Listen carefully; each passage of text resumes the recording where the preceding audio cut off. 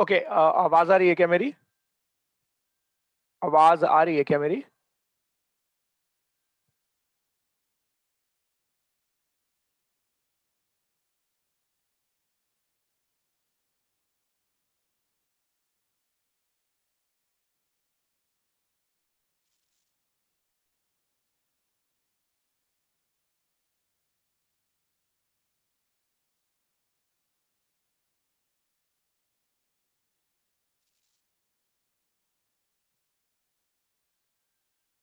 आवाज नहीं आ रही है क्या? आवाज आ रही है मेरी? आनी चाहिए यार। Should be that way. हाँ, अभी आ रही होगी।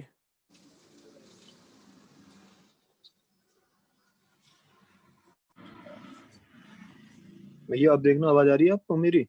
नहीं, मुझे हाँ, आपकी आवाज आ रही है। आपकी आवाज आ रही है। मेरी आ रही है? हाँ मुझे आवाज आ रही है। Okay, fine fine. सर नहीं, आपकी आवाज नहीं आ रही है मुझे।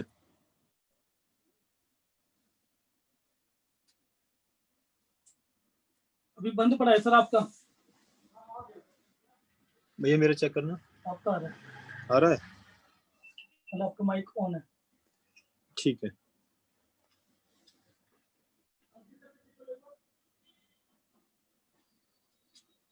अंकित सर का तो ऑन है। अंकित सर की आवाज आ रही है ना आपको? पर मेरी आवाज आ रही है? अभी कंफर्म कर दीजिए।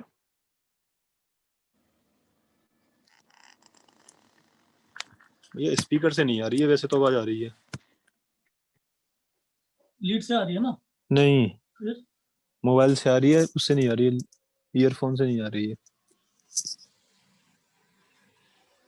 दिखाओ उधर और से वहाँ क्लिक करना जो ऑडियो वाले माइक में दिख रहा जाके सेलेक्ट है स्पीकर, एक बार है, सेलेक्ट कर लीजिए, वहां पर चेंज करना पड़ता है। फर्स्ट वाला जो है। ये हाँ करो। प्रदीप सर आपका म्यूट है, म्यूट है, म्यूट है आपका। कुछ नहीं आवाज आ रही है प्रदीप सर, म्यूट है आपका। मेरा अब आ रहा है? हाँ, अब आ रहा, आ रहा, आ रहा। फाइन। ठीक है। Should we start?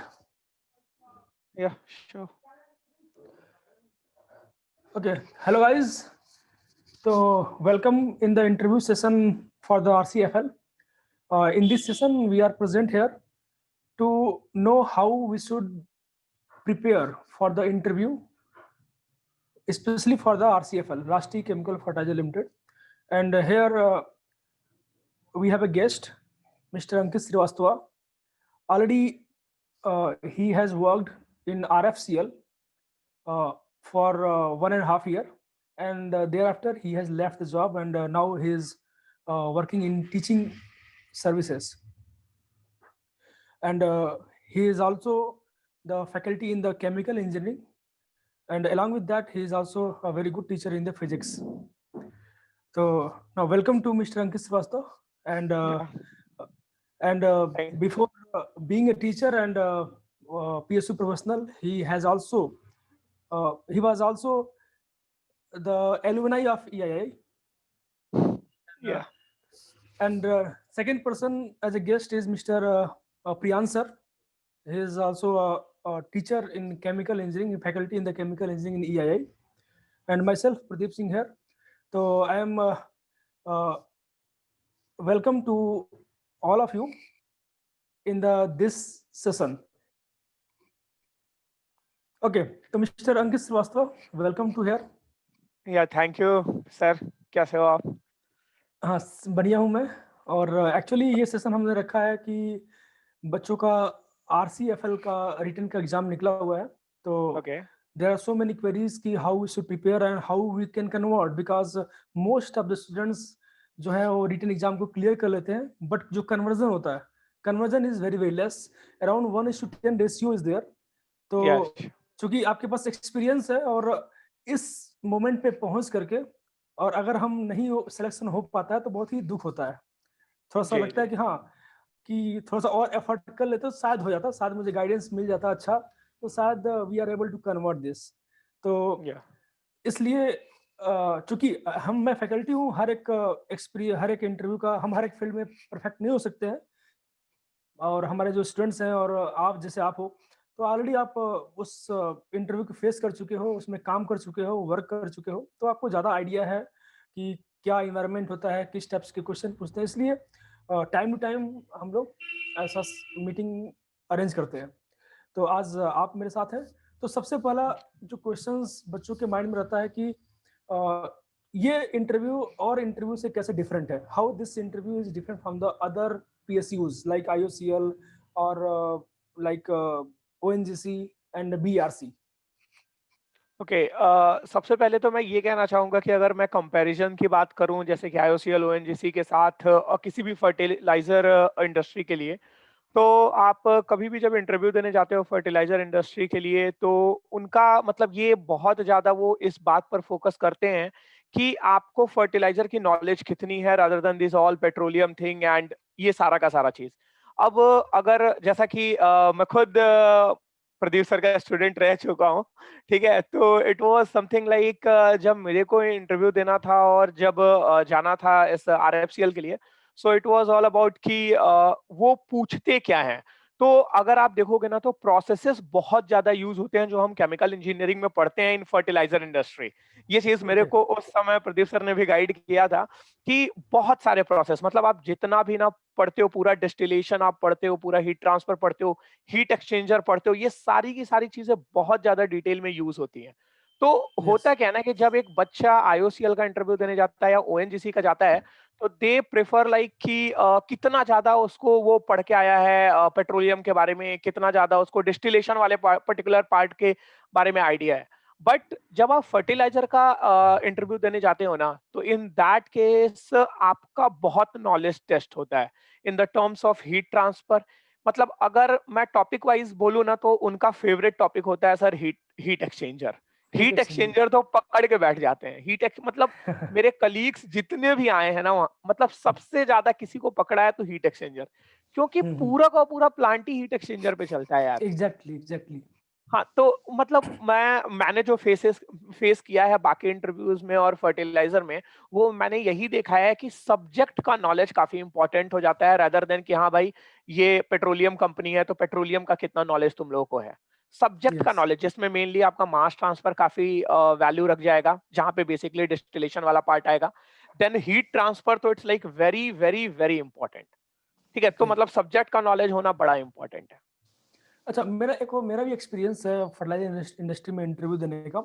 तो मुझे जहाँ तक लगता है कि उस इंटरव्यू में वही पर्सन बैठते हैं जो ऑलरेडी इंडस्ट्री में जॉब कर चुके हैं। या तो या उनको ज़्यादा प्रैक्टिकल नॉलेज वाला बंदा चाहिए, जो प्रैक्टिकली उस चीज़ को देखा हो और उस चीज़ को, क्योंकि in compare to other industries, जैसे हम IOCL की बात करें या ONGC की बात करें, उसमें जो इंटरव्यूअर होते हैं they have knowledge of management. तो वो आपका actually they HR basically check करते हैं वो, क्योंकि ऑलरेडी आपने एग्जाम दे चुके हो, अच्छे मार्क्स ला चुके हो, रैंक ला चुके हो। बट फर्टिलाइजर इंडस्ट्री में जो मैंने फेस किया है और मैंने बात भी किया है कुछ लोगों से जो वहाँ पे इंटरव्यू लेते हैं, तो उन्होंने बोला कि मेरे पास ऑलरेडी इंडस्ट्रियल एक्सपीरियंस है, इंडस्ट्री में वर्क करते हैं, तो वो डेली विजिट करते हैं इंडस्ट्री का, तो उनके पास जो क्वेश्चंस होते हैं वो totally based on the technical. और ऐसा नहीं होगा कि वो जनरली प्रैक्टिकल क्वेश्चन पूछेंगे जो डेली लाइफ में या जो प्रॉब्लम शूटिंग होती है वहाँ पे एक्चुअली। क्यों अंकित, एम राइट? जी जी जी, एकदम एकदम, क्योंकि मतलब मुझे भी याद है जब मेरा पैनल बना था इंटरव्यू का, तो लगभग 8-9 लोग थे। तो जब हम इंटरव्यू दे रहे थे तो उस समय तो नहीं पता था कि ये लोग एक्चुअली हैं कौन। बट जब वहां पे काम करना स्टार्ट कर दिया तो पता चला कि मतलब उस इंटरव्यू के टाइम में CMD भी थे, डायरेक्टर टेक्निकल भी वहां पर थे, ये सारे के सारे लोग थे। हमारे टाइम में 7 लोगों का पैनल था और उन 7 लोगों को मैंने जाना, और 7 लोग प्लांट के ही लोग थे। हाँ, एग्जैक्टली यही डिफरेंस है कि जो भी आपका इंटरव्यू लेगा वो आपको इंडस्ट्री में वर्क करते हुए मिल जाएंगे, अब आपको इंटैक्ट आपको होगा बाद में। Okay, Priyansh sir. सर, हाँ, first of all, welcome, Ankit. Ankit, my Yeah, question thank you. is on the behalf of the students. Yeah. Most of the students want to know that there is need to do something extra for the interview rather than revise the notes. कि notes को Okay. Revise करना ही sufficient रहेगा या कुछ उनको extra भी करना है, क्योंकि उसी टाइम पर उनका गेट एग्जाम भी है, तो थोड़ा बच्चों को ये कि हमें अलग से कुछ करना है, तो वो एक बार और आप बता दीजिए।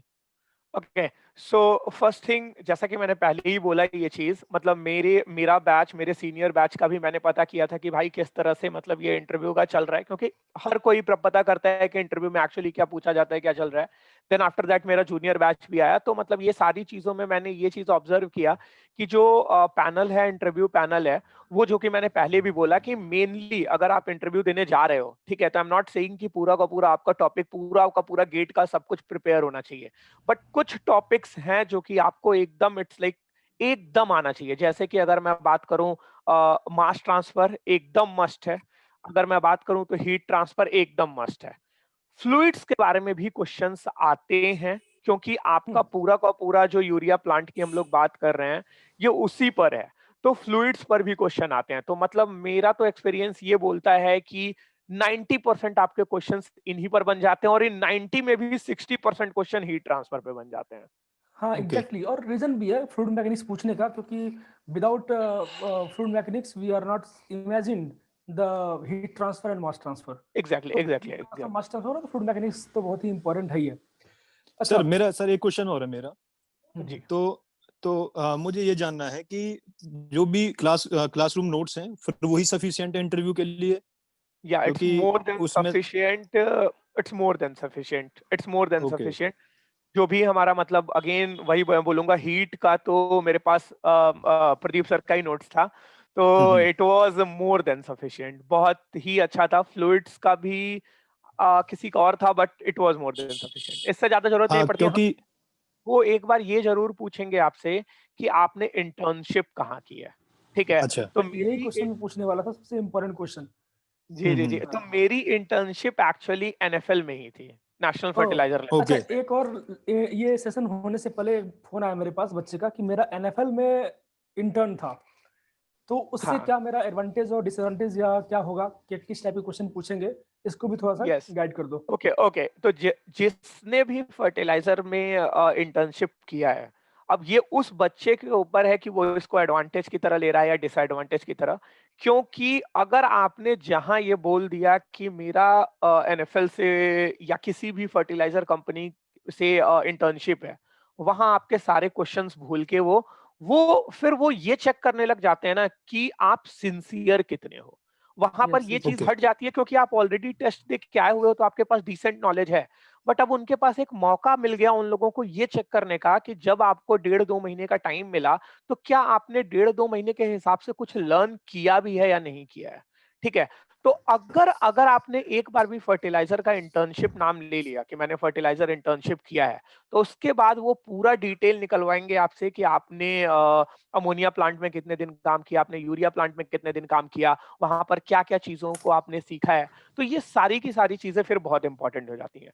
तो अगर आपने यस ये बोला एक बार भी कि फर्टिलाइजर में आपने काम किया है, तो आप प्रिपेयर रहिए कि आपका 80-90% इंटरव्यू आपका फर्टिलाइजर पे ही होगा, क्योंकि मेरे साथ यही हुआ था। मैंने भटिंडा, एनएफएल भटिंडा से इंटर्नशिप किया था, और शुरू के 2-3 मिनट उन्होंने मेरे से बात किया, एंड देन आफ्टर दैट जब उन्होंने मैंने मतलब बोला कि आप अपने आप को इंट्रोड्यूस करिए, तो जब मैं इंट्रोड्यूस कर रहा था, तो ड्यूरिंग दैट टाइम मैंने जब बोला कि मैंने अपनी इंटर्नशिप एनएफएल भटिंडा से की थी, तो they stopped me and start asking questions कि आपको सबसे इंटरेस्टिंग पार्ट क्या लगा वहां पर, और फिर कितने महीने आपने अमोनिया में किया, कितने महीने आपने यूरिया में किया, अमोनिया में आपने क्या क्या सीखा, and then they will start asking question from there. तो हाँ, ये एग्जैक्टली सही बात है और पूछना भी चाहिए। दे शुड बी या asked because you have, if you have done training in the internship in the fertilizer plant, and this is the actually fertilizer plant is the connection between the even if you have done internship in the IOCL also, so can put some questions from that because या fertilizer industry and petroleum industry there is some connection. तो मेरा जो session होगा बच्चों के लिए, जो भी बच्चे फर्टिलाइजर में ट्रेनिंग लिए हैं उनके लिए प्लस पॉइंट है। प्लस पॉइंट अगर वो वाकई में किए हैं तो seriously they have done internship, then that is positive points for them. और अगर आपने फर्जी का सर्टिफिकेट बना के डाल दिया है तो ये आपके लिए नेगेटिव है, आप वहां पे बोलना भी नहीं कि हमने ट्रेनिंग किया है। एग्जैक्टली एग्जैक्टली, और नहीं अदरवाइज तो अदरवाइज मतलब अदरवाइज आप भूल जाओ कि आपका सिलेक्शन होने वाला है। क्योंकि या आप एग्जैक्टली उनको सिंपल सी बात है कि आप चीट कर रहे हो। तो अगर आपको वाकई में नॉलेज है, इंटर्नशिप किया है, बिकॉज टू जज कि वाकई आपने इंटर्नशिप किया है कि नहीं किया है, sometimes they put the what are the raw materials, raw material वहां से कहाँ से आता था, क्या ऑपरेटिंग कंडीशंस क्या थी उस प्लांट एग्जैक्टली की, उस यूनिट में प्रेशर क्या था, टेम्परेचर क्या था। तो इससे क्या हुआ कि वाकई आपने प्रैक्टिकल सीखा है, तब आपको डेटा याद है। तो जो आपने रिपोर्ट बनाई है उसको थोरो जरूर करिएगा। और बेसिकली अमोनिया प्लांट में जो जिन्होंने इंटर्नशिप किया है उनके लिए स्पेशली कि दे शुड नो द प्रोसेस कि कैसे यूरिया बनता है, how they form the urea. तो अमोनिया प्लांट एंड अमोनिया और कार्बन डाइऑक्साइड को मिलाकर के बनाते हैं, सबको पता है। बट अमोनिया प्लांट में क्या क्या ऑपरेटिंग प्रॉब्लम्स क्या क्या होती हैं, और क्या क्या ऑपरेटिंग कंडीशंस होनी चाहिए, टेम्परेचर, प्रेशर्स, और क्यों होनी चाहिए, you should know very carefully. तो जो भी आपने प्रैक्टिकल किया है और जो आपने थियरी पढ़ा है उसको कनेक्शन अगर कर लेते हो, that is very best, because they एक और डोंट वांट। हाँ हाँ, एक और सजेशन रहेगा मेरे तरफ से कि कई बार ऐसा होता है कि इंटर्नशिप में अपनी इंटर्नशिप जो होती है वो 1 महीने की होती है या 1.25 महीने की होती है। तो कई बार आप अपने आप को डिफरेंट इस तरह से कर सकते हो कि आप ये बोल सकते हो कि मैंने यूरिया प्लांट में इंटर्नशिप किया, अमोनिया में नहीं किया, बिकॉज तो बच अमोनिया सकते इज हो। सो कॉम्प्लिकेटेड, हाँ इट्स तो सो। थोड़ा बच सकते हो। यस यस मतलब ना यूरिया और अमोनिया में मैं बात करूं ना, तो अमोनिया कम से कम 5 गुना ज्यादा टफ होगा as compare to urea. Yes कम से एग्जैक्टली। कम 5 गुना ज्यादा टफ होगा। तो अगर आप अपने को, आपको लगता है कि हम, मुझे ये चीज बोलना चाहिए और यूरिया एकदम मैं रट्टा मार लूंगा, सब कुछ प्रिपेयर कर लूंगा, तो I will just suggest one thing कि भैया अमोनिया मत बोलना यार, क्योंकि हाँ ammonia is very complicated. Very complex. उसमें जो प्रोसेस सर, होते हैं, ये मेथनेशन हो गया, सीओ कन्वर्टर हो गया, हाई टेम्परेचर जी कन्वर्टर, लो जी जी टेम्परेचर जी कन्वर्टर, ये सारी चीजें कौन क्या कैटलिस्ट कौन सा यूज करते हैं और कौन सा प्रोसेस यूज करते हैं अमोनिया बनाने के लिए। जी तो जी जी जी मोस्ट केसेस में हम हैलेट ऑप्शन यूज करते हैं, बट एनएफएल में कौन सा यूज होता है एग्जैक्टली आपको पता होना चाहिए। जी यूरिया के लिए क्या यूज करते हैं। तो ये जो हैलेट आपसे क्या है, उसके रॉ मटेरियल, ये कौन सा कैटलिस्ट यूज करता है, ये सब सारे अगर आपने ट्रेनिंग किया है तो एग्जैक्टली पता होगा, otherwise you will be catch. Sir मेरा एक क्वेश्चन है अंकित से, क्योंकि काफी सारे स्टूडेंट्स ने क्वेश्चन पूछा था। एक तो उनका ये मिसकंसेप्शन है कि सर आरसीएफएल में वो स्टूडेंट्स को प्रेफर करते हैं जो कि थोड़ा महाराष्ट्र स्टेट से ही रिलेटेड हो। दूसरा ओके क्वेश्चन उनका ये था कि सर ये प्योर टेक्निकल होगा या फिर थोड़ा, जैसे कि अगर मैं बार के प्रोस्पेक्टिव में बात करूं तो वहां पे प्योरली टेक्निकल इंटरव्यू है। एक बार आपने खुद को इंट्रोड्यूस कर दिया, उसके बाद में प्योरली टेक्निकल होगा, उसके प्रैक्टिकल एप्लीकेशंस पूछेंगे सारे सब्जेक्ट्स में। वो इस इंटरव्यू में इस तरीके से वो कुछ कोई सब्जेक्ट्स पूछते हैं कि आप कौन से सब्जेक्ट्स में ज्यादा कंफर्टेबल हैं, तो ये इसका। तो मान के चलिए कि हर इंटरव्यू का एक बार वो फॉर्मेलिटी तो पूरी कर ही लेते हैं ये पूछने की कि आपका कौन सा सब्जेक्ट, अब वो सब्जेक्ट। पूछे या ना पूछे, बट आप मान के चलो ये तो हर इंटरव्यू का है, वो एक फॉर्मेलिटी तो जरूर पूरी करते हैं कि आपका हाँ हाँ। सब्जेक्ट कौन सा बेस्ट है।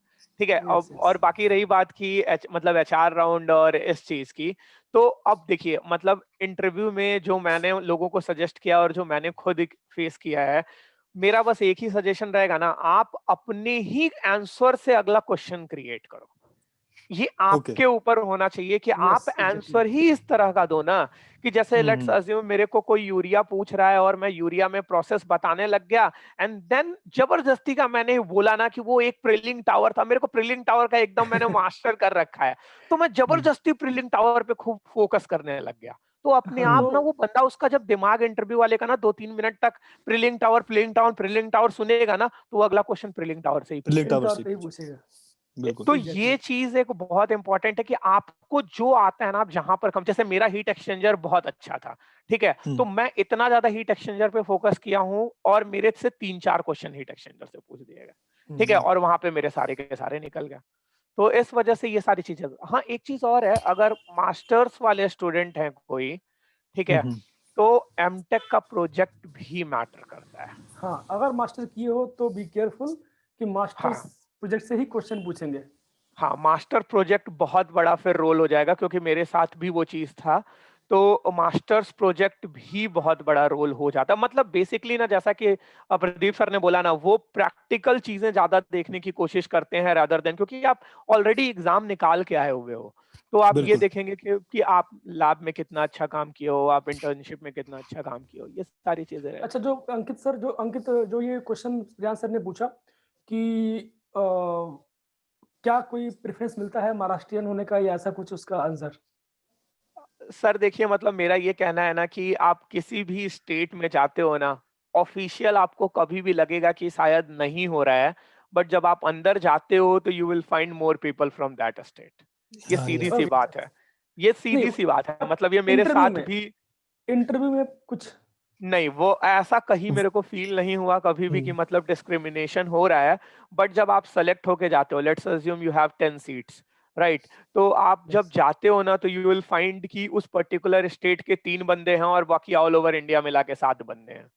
ठीक हाँ, है? ये तो होता तो ही है। ये हाँ, ये हाँ चीज होगा, आपको कभी इंटरव्यू में नहीं फील होगा, बट डेफिनेटली जब फाइनल रिजल्ट आएगा तो यू विल फाइंड कि जिस स्टेट का इंटरव्यू हो रहा है, उसको कम से कम 25-30% तो वेटेज मिल ही जाता है, कम से कम मिल ही बिल्कुल जाता बिल्कुल। है। सर ये तो होता भी है, ज्यादातर सभी इंटरव्यू में होता है, बिल्कुल। हाँ, बट अगर आपके नो एकदम डाउट। मार्क्स होता अच्छे हैं और वाकई आपके अंदर कैपेबिलिटी है, तो दे हाँ तो will sir, not able to ignore you.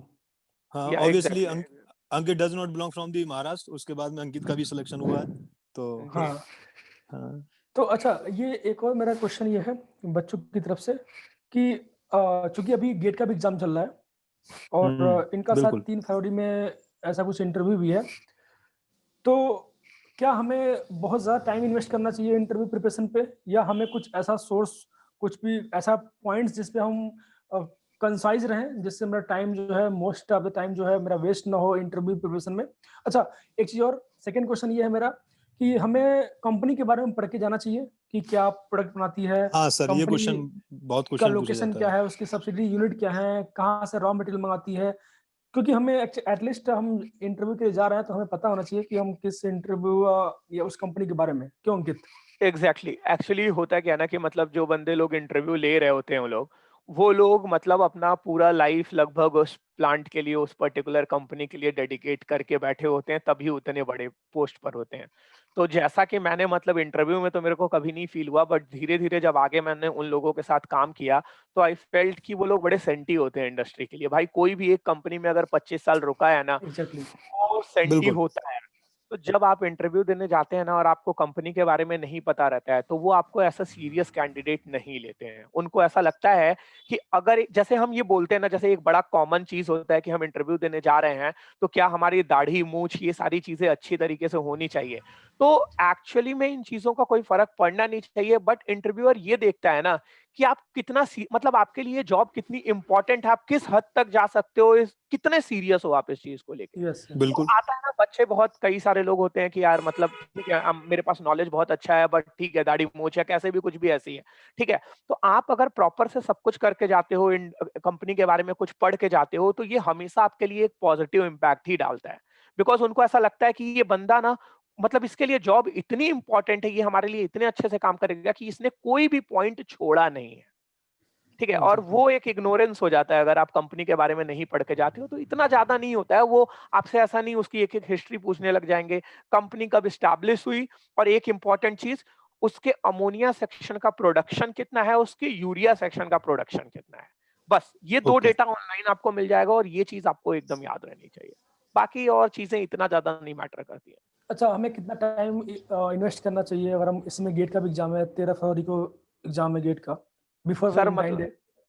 हाँ तो सर मैं तो यही कहूंगा ना कि बेस्ट चीज यही रहेगा कि जैसे कि मैंने आपको बोला कि हीट ट्रांसफर फ्लूइड्स और डिस्टिलेशन वाला मास्टर्स। पार्ट बेसिकली इन मास ट्रांसफर। हाँ सर, तो ये पूरा का और इनमें से मैंने ना तो एक बार भी कोई एक्स्ट्रा किताब पढ़ी या कोई इंटरव्यू का कोई कुछ देखा मैंने, या मेरे साथ के कलीग या मेरे जूनियर्स ने कभी, सबसे जिनसे भी मेरी बात हुई सब लोगों का यही कहना था कि स्कूल के नोट्स या मतलब जहां पे भी कोचिंग किया उन्होंने, उसके नोट्स जो हैं वो उनको हेल्पफुल हो गए।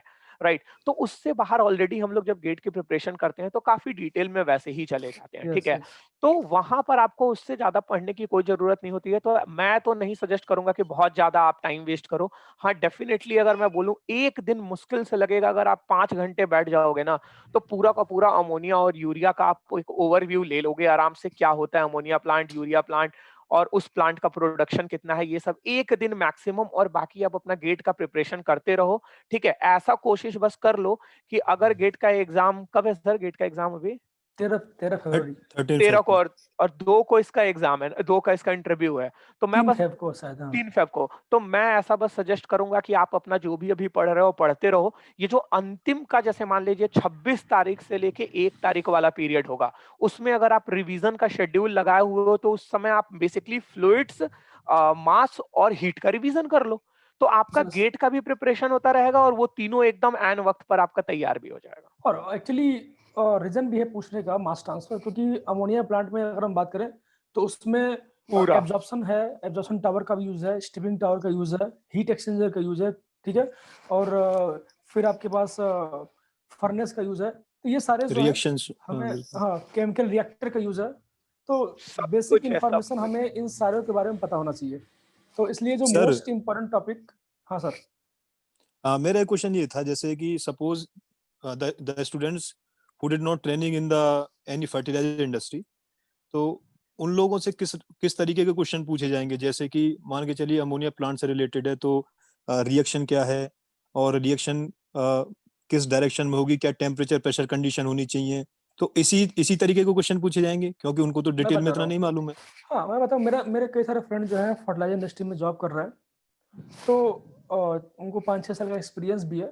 तो मैंने उनसे पूछा, तो उन्होंने बताया कि जो बेसिकली अगर आप सपोज आपने ट्रेनिंग किया है, मैं दोनों बात बता रहा हूँ, अगर आपने ट्रेनिंग किया है अमोनिया प्लांट में, तो simply they will ask you कि what are the processes for the formation of ammonia. आप सिंपल एक्सप्रेस करो कि अमोनिया का फॉर्मेशन कैसे होता है। तो पूरा प्रोसेस क्या है, आप बताओगे कि हमने पहले नाइट्रोजन लिया, तो आपसे पूछेंगे कि नाइट्रोजन कहाँ से लिया आपने, हाइड्रोजन कहाँ से बनाया आपने, नाइट्रोजन और हाइड्रोजन चाहिए अमोनिया के लिए, हाइड्रोजन कहाँ से बिल्कुल। बनाया आपने, फिर हाइड्रोजन मिल गया आपको, तो नाइट्रोजन कहाँ से मिला आपको, कहाँ से लिया आपने, ठीक है, कहाँ से मिला, ये सब सारी चीजें। फिर उसके बाद से किस टेम्परेचर पे, किस प्रेशर पे आपने एंटर किया, लो टेम्परेचर शिफ्ट कन्वर्टर क्या होता है, हाई टेम्परेचर शिफ्ट कन्वर्टर क्या होता है, फिर मतलब एक पूरा सीक्वेंस आप बताओ। और फिर उसमें आपसे बोलेंगे रिएक्शन क्या है, मिथनेशन क्या होता है, फिर एब्जॉर्प्शन टावर में हम कौन सा कैटलिस्ट यूज करते हैं, या ये जो एब्जॉर्प्शन विद केमिकल रिएक्शन क्या होता है, क्योंकि हम रिएक्शन को रेट ऑफ एब्जॉर्प्शन को फास्ट करने के लिए हम यूज करते हैं absorption along with chemical reaction. तो जो लिक्विड सोल्यूशन सॉल्वेंट जो भेजते हैं सॉल्यूट को एब्जॉर्ब करने के लिए, वो कौन सा सॉल्वेंट हम यूज किए थे उस प्लांट में, ठीक है, क्यों हम वही यूज किए थे। तो ये सब सारे जो बेसिक प्रैक्टिकल क्वेश्चंस हैं दे विल आस्क। तो how this interview is differ from the BRC and other interviews, मैं आपसे क्लियर करना चाहता हूँ कि ये जो इंटरव्यू होगा बेसिकली प्रैक्टिकल बेस्ड होगा। अगर यस, आपने यूनिट को देखा है वाकई में, या आप यूट्यूब का हेल्प ले सकते हो, यूट्यूब में भी बहुत सारे आपको फिजिकल यूनिट आपको दिख जाएंगी, कई सारे पीपीटी भी मिल जाएंगे, जिससे आप फील कर सकते हो कि हाँ ये यूनिट है, इसमें हाई टेम्परेचर शिफ्ट कन्वर्टर ऐसा होता है। अदरवाइज अगर आप रटने लगे हुए तो आप कभी भी आपको डिफाइन नहीं कर पाओगे। अगर वाकई आपने ट्रेनिंग किया है एनएफएल में या किसी फर्टिलाइजर प्लांट में, तो आपने यूनिट को बेसिक देखा होगा और देखे होंगे, तो एक बार आप गो थ्रू हो जाइए तो आपको सारी चीजें फील आ जाएंगी। क्योंकि अगर आप पिक्चर देखे हो किसी चीज का तो उसको एक्सप्रेस कर पाना बहुत ईजी है। सेकेंड, अगर if you have not done any training, any intern in the fertilizer industries, तो जैसे कई लोग सोप इंडस्ट्री में करते हैं, कई लोग पेपर इंडस्ट्री में करते हैं, तो कई लोग आईओसीएल में करते हैं, तो they will not ask any questions on the behalf of their trainee. They will simply judge your technical knowledge in the heat exchanger. जैसे कि एक क्वेश्चन पूछा गया था कि हीट एक्सचेंजर में अगर कोरोसिव फ्लूइड है तो उसको ट्यूब में डालोगे या सेल में डालोगे, how will decide the pressure drop, how will decide the number of tubes, ठीक है, what is overall heat transfer coefficient, what is unit, they can directly ask what is unit of overall heat transfer coefficient, ठीक है। तो इस type के following क्या और होता ये है। सारे के सारे आपको नोट्स में मिल जाएंगे। हाँ, तो इनमें ये ऐसा अंकित, कुछ भी नहीं है जो नोट्स में नहीं मिलेगा आपको, ये हाँ, सारे के सारे बैफल्स क्या आपको होते हैं, नोट्स में यस मिल एग्जैक्टली, जाएंगे। बैफल्स क्या होते बैफल्स क्या हैं, होते बैफल की हैं? स्पेसिंग क्या होती है। सर, तो हाँ, एक्चुअली नॉलेज सबको होता है। वंस अगेन, मेरे पास बहुत सारे ऐसे बच्चे हैं जिनके पास नॉलेज है, लेकिन they should know how to represent, they should use technical languages. अगर आप टेक्निकल लैंग्वेज यूज नहीं कर रहे हो और आपको पता है, जैसे हमने बोला बैफल्स क्या होता है, तो बोले से बैफल्स जो होता है वो लगाते हैं ताकि जो है वो पार्टीशन ये ऐसा हो ताकि सेल में टर्बुलेंसी ज्यादा हो, ऐसा नहीं। आपको जो भी एक्सप्रेस करना है बैफल्स के बारे में, थोड़ा टेक्निकल लैंग्वेज यूज करो, बिकॉज यू आर टेक्निकल। तो you should use the technical words आप हिंदी में बोल रहे हो, but am I audible? you are audible. हाँ, तो अगर हम टेक्निकल वर्ड्स यूज कर रहे हैं उस चीज को एक्सप्रेस करने में, तो ये हमारे लिए बेनिफिशियल होगा, क्योंकि जी। सारे क्वेश्चंस वही पूछे जाएंगे जो आप पढ़े हो। तो हाउ और कैन एक यू चीज इंक्रीज द ट्रांसफर कोएफिशिएंट, ये सारी चीजें। एग्जैक्टली एक चीज और मैं ऐड करना चाहूंगा कि मतलब इंटरव्यू में एक बच्चे को मतलब बड़ा ये कंसर्न होता है कि सर अगर क्योंकि देखो पहला क्वेश्चन 99% इंग्लिश में आता है, तो अब बच्चा एक बड़ा ये कंफ्यूजन होता है ना कि मतलब क्या मेरे को आंसर, मेरी इंग्लिश अच्छी नहीं है बट क्या मेरे को आंसर इंग्लिश में ही करना पड़ेगा। यार देखो हाँ। पीएसयू में कभी ये चीज नहीं होती है। पीएसयू में आप जिस चीज में कंफर्टेबल हो ना उस चीज में जाओ, बट आप कॉन्फिडेंट रहो और आप आंसर अच्छे तरीके से करो। हाँ, ये टेक्निकल हिंदी, लैंग्वेज होना चाहिए। यस। हाँ हिंदी इंग्लिश का मत सोचो इतना कि मतलब मैं और सर आप यस बिल्कुल बिल्कुल, वो बार्ग में भी होता है। बार्ग में अगर आप हाँ यू हाँ। Are comfortable in Hindi, so obviously you should go for और इंटरव्यू इन ना हिंदी। और आप उनका पहला क्वेश्चन इंग्लिश में आएगा तो आप एकदम शाई मत हो, आप हिंदी में आंसर देना। वो इतने मतलब वो लोग इतने मतलब एक्सपीरियंस होते हैं, उनका अगला क्वेश्चन अपने आप हिंदी में आ जाएगा। आपको इतना भी अनकंफर्टेबल वो नहीं होने देंगे नहीं कि नहीं नहीं, आपने बिल्कुल। एक इंग्लिश बोला, आपने हिंदी में आंसर दिया, फिर वो इंग्लिश पूछेंगे, आपने हिंदी में दिया, वो अपने आप सारी की सारी टीम हिंदी में आंसर क्वेश्चन करने लग जाएगी। तो ऐसा मत परेशान हो कि इंग्लिश इंग्लिश के चक्कर में परेशान होना है। जिसमें कंफर्टेबल हो वो दो, बट टेक्निकल टर्म्स यूज करो और कॉन्फिडेंट रहो यार। हाँ एक चीज और मैं ऐड करूंगा सर कि अगर आपके पास एकेडमिक इंटर्नशिप है, मेरे ख्याल से बहुत लोगों के पास रहती है, आईआईटी आईआईटी से कर लेते हैं अपना इंटर्नशिप, तो उनके केस में यार मतलब थोड़ा सा वहां पर भी लैब वाला चीज आ जाता है कि आपने आईआईटी में क्या काम किया है, थोड़ा सा वो चीज आ जाता है। मतलब बहुत थोड़ा सा 1-2 मिनट का। तो एक बार अगर आपने आईआईटी में इंटर्न किया है, कोई भी एकेडमिक इंटर्न किया है, तो उस पर भी दो उनको नॉलेज नहीं होगा, डोंट वरी अबाउट दिस, ठीक है।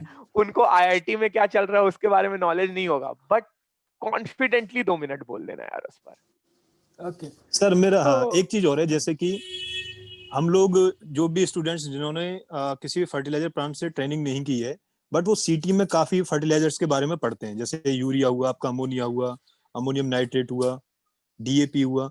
तो वो उनके लिए बेनिफिट रहेगा। और जैसे कि अमोनिया के फॉर्मेशन के लिए हमें हाइड्रोजन गैस चाहिए, तो hydrogen gas from the natural gas, that how they produce the hydrogen, what are the sequence of the equipments, तो वो उनके लिए थोड़ा हेल्पफुल रहेगा। इसके साथ साथ उनका केमिकल टेक्नोलॉजी का भी रिवीजन हो जाएगा।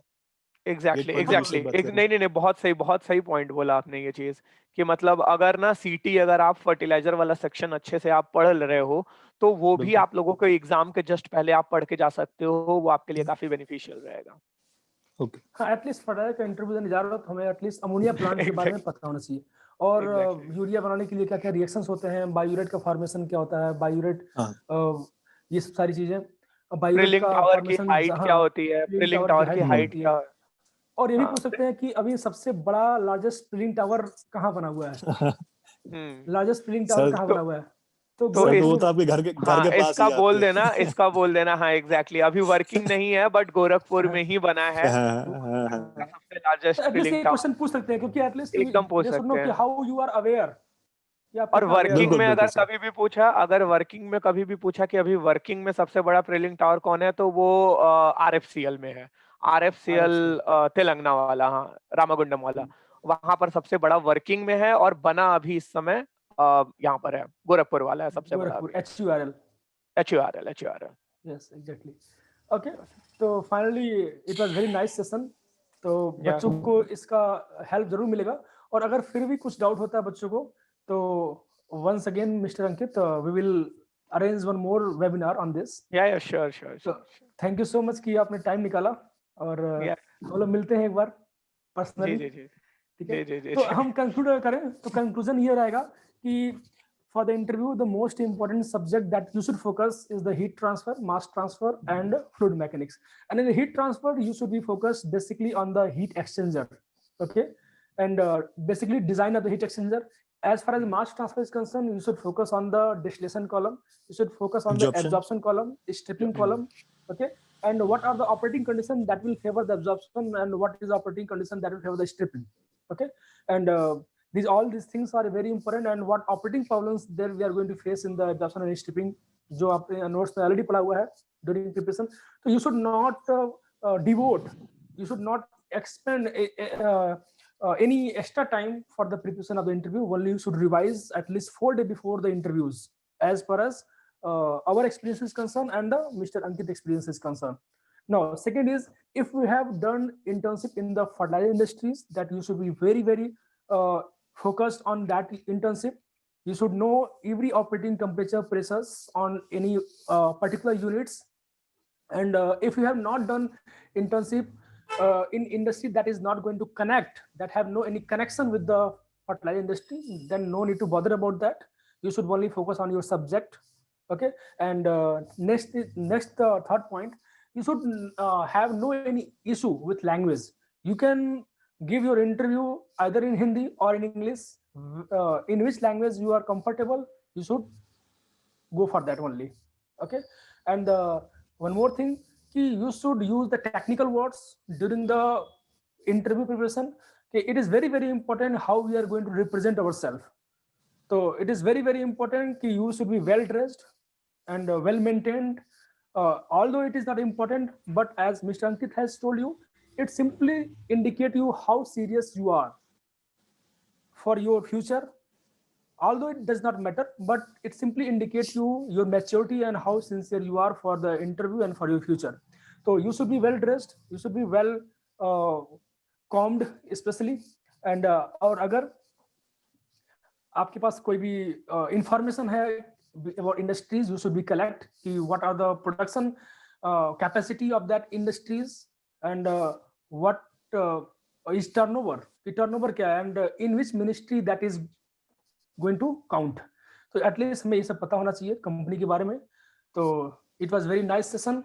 Once again, thank you very much Mr. Ankit. और अगर जरूरत पड़ती है तो हम दोबारा एक बार सेशन को स्टार्ट करेंगे. Sure. Okay, thank you very much once again. EI welcomes you once again. Okay, so we'll meet personally, although it is very long time, but हम मिलेंगे एक बार. ठीक है? Yes sir, yes.